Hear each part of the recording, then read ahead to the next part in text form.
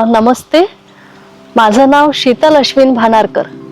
मी उमरेडला राहते आणि मी एक यूट्यूब चॅनल चालवते. मुलगा 3rd स्टँडर्डला आहे, म्हणजे 3ऱ्या वर्गात. सिल्वर ओक इंटरनॅशनल स्कूलमध्ये मी त्याला यावर्षी टाकलेला आहे. त्याचा एक्सपिरियन्स माझ्यासाठी खूप छान आहे. शाळेबद्दलचा अनुभव, एक्सपिरियन्स जो म्हणतो आपण, तो माझ्यासाठी खूप छान आहे. सिल्वर ओकचा प्लस पॉइंट हा आहे की इथलं जे नेचर आहे, म्हणजे नैसर्गिक ज्या गोष्टी आहे, इथे नेचर फॉर्म तो खूप छान आहे. त्यामध्ये मुलं लवकर ऍडजस्ट होऊन जातात, किंवा शाळेत आल्यानंतर आपल्या डोक्यावर एक प्रेशर असतं की अभ्यास करायचा आहे, हे इथे नाही वाटत त्यांना.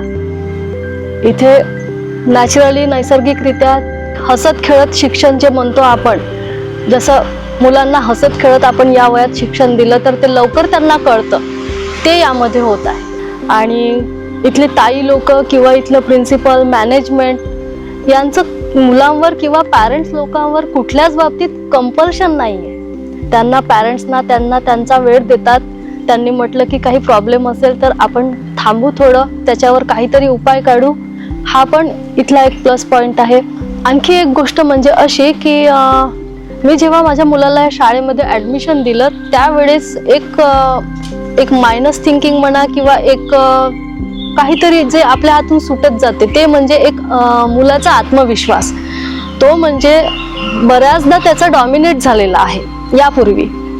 तर या शाळेत जेव्हा मी त्याला ऍडमिशन दिलं, तेव्हापासून आतापर्यंत त्याच्यामध्ये 65% स्टेज डेअरिंग आलेलं आहे. आणि हे मी त्याला कुणाला सांगितलेलं नाही आहे.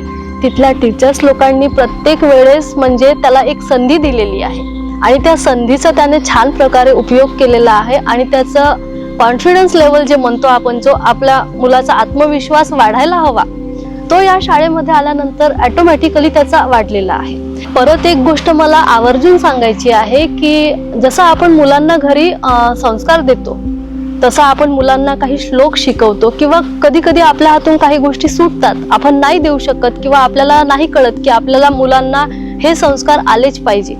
त्यावेळेस असं होतं की नाही, शाळेमध्ये काही गोष्टी शिकवल्या जातात. म्हणजे या शाळेमध्ये संस्कृत शिकवल्या जातं, आणि त्यामध्ये संस्कृतमध्ये जेही श्लोक आहे, जे ओम भूर्भुवः स्वहा, गुरुर्ब्रह्मा, हे जे श्लोक आहे, हे श्लोक अर्थासकट त्यांना शिकवलेला आहे. आणि त्या श्लोकचा अर्थ मुलांनी खूप चांगल्या प्रकारे समजून घेतलेला आहे, आणि मुलं रोज ते पाठांतर करत आहेत.